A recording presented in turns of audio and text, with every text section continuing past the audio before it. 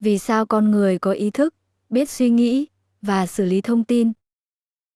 Trong bộ não con người, có anten thu phát thông tin và phần mềm xử lý thông tin đầu vào. Ai đã cài đặt và thiết kế ra bộ não người?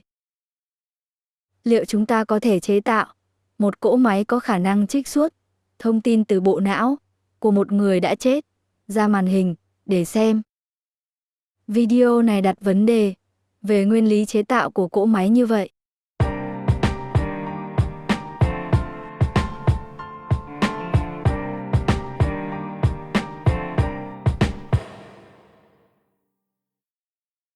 Nguyên lý chế tạo cỗ máy ký ức, công nghệ đọc lại hình ảnh trong não người đã chết. Trong nhiều thập kỷ, bộ não con người luôn được xem như hộp đen cuối cùng, nơi lưu giữ mọi ký ức, hình ảnh, âm thanh và xúc cảm mà con người từng trải qua. Nhưng điều gì sẽ xảy ra nếu một thiết bị có thể kích hoạt và giải mã những thông tin cuối cùng còn sót lại trong não sau khi con người đã qua đời?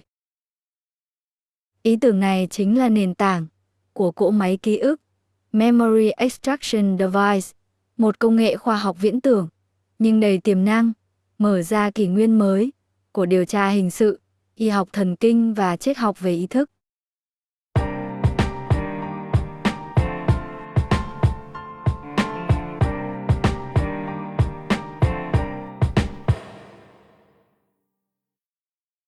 Một, bộ não, hệ thống lưu trữ dữ liệu sinh học hoàn chỉnh.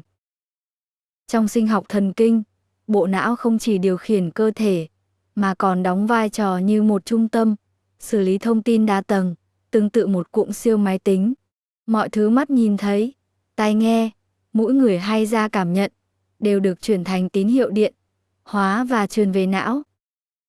Tại đây, chúng được mã hóa thành những mẫu kích hoạt thần kinh, Neural Activation Pattern. Điều đáng chú ý, ngay cả khi cơ thể ngừng hoạt động, mạng neuron vẫn còn lưu giữ dạng dư chấn điện sinh học trong một khoảng thời gian nhất định. Những dư ảnh này giống như vệt cháy còn sót lại trên bề mặt đĩa cứng sau khi xóa dữ liệu, không còn sống động nhưng chưa biến mất hoàn toàn. Bộ nhớ của não tồn tại dưới hai dạng: bộ nhớ ngắn hạn, giống RAM, hoạt động bằng dòng điện và mất nhanh sau khi chết. Bộ nhớ dài hạn, giống đĩa cứng, tồn tại dưới dạng cấu trúc, kết nối synapse, ổn định hơn, khó soát hơn. Chính vào khu vực đĩa cứng sinh học này, cỗ máy ký ức sẽ can thiệp. 2. Bộ nhớ sau khi chết, tại sao vẫn có thể đọc được? Các nghiên cứu giả định cho rằng ngay cả khi tim ngừng đập, neuron không chết ngay lập tức. Một số vùng não tiếp tục duy trì hoạt động điện yếu trong 3-7 phút và cấu trúc synapse giữ nguyên trong nhiều giờ. Nếu tác động bằng trường điện từ đúng tần số, các synapse này có thể phát lại mô hình kích hoạt gần nhất, giống như đánh thức vệt xung cuối cùng trước khi nó tan biến. Người ta giả định bộ não hoạt động như sau. Mọi hình ảnh cuối cùng trong 10-30 giây trước khi chết được nén cực nhanh vào vùng hồi hải mã, hippocampus. Các mẫu xung này để lại dấu tay điện sinh học. Nếu có thể khuếch đại và giải mã dấu tay đó, ta có thể tái hiện lại góc nhìn cuối cùng của nạn nhân. Đây chính là nền tảng lý thuyết cho cỗ máy ký ức.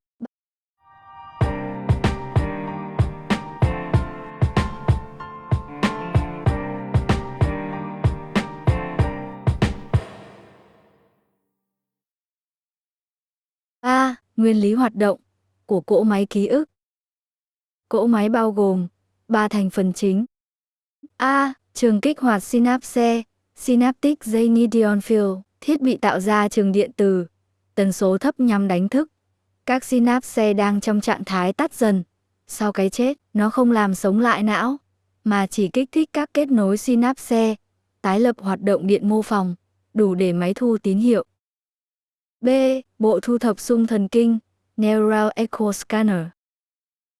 Tương tự như radar, bộ thu này bắt và khuếch đại những dao động điện vi mô còn lại trong mô não. Những dao động này là rời rạc, yếu, nhiễu trắng cao, nhưng nếu được quét liên tục và sử dụng thuật toán tái cấu trúc, chúng có thể khôi phục lại chuỗi xung điện nguyên bản chính là dữ liệu ký ức của nạn nhân. C. Bộ giải mã hình ảnh và âm thanh ký ức, Mnemonic Reconstruction Engine. Đây là phần công nghệ táo bạo nhất. Máy dùng AI mô phỏng não người để chuyển đổi mẫu, kích hoạt thần kinh thành hình ảnh góc nhìn thứ nhất. Những gì nạn nhân thấy, âm thanh, những gì họ nghe vào giây cuối, đôi khi là cảm xúc, dưới dạng phổ màu hoặc dao động cường độ. Quá trình này giống như dịch ngược ngôn ngữ của não sang ngôn ngữ hình ảnh, âm thanh của máy tính. Sản phẩm cuối cùng, một đoạn phim mờ ảo, nhiễu nhưng đủ để nhận diện cảnh vật, chuyển động, thậm chí khuôn mặt hung thủ.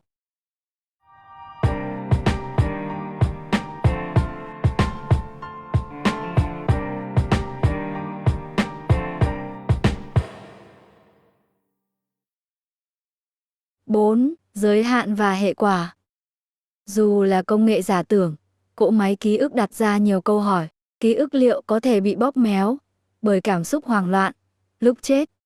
Việc đọc ký ức người chết có xâm phạm quyền riêng tư cuối cùng của họ? Nếu công nghệ này thật sự tồn tại, nó thay đổi hoàn toàn điều tra tội phạm, nhưng cũng có thể bị lạm dụng. Một thách thức khác, synapse càng cũ, ký ức càng mờ. Điều này dẫn đến nguy cơ tái tạo sai lệch, một vấn đề lớn nếu dùng làm bằng chứng pháp lý.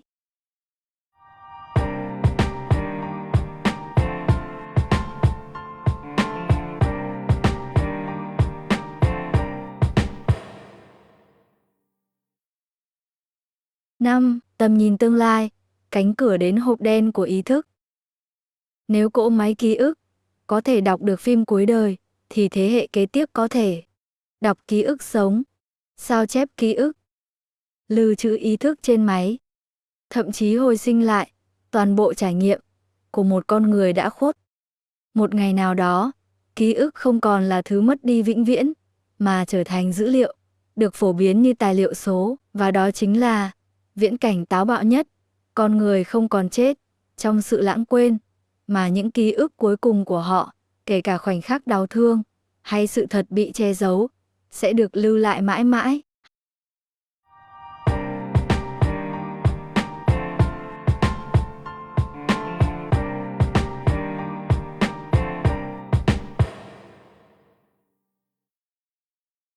Kính mời quý vị đăng ký kênh để theo dõi những video mới mỗi tuần, hấp dẫn và thú vị về khoa học viễn tưởng và công nghệ tương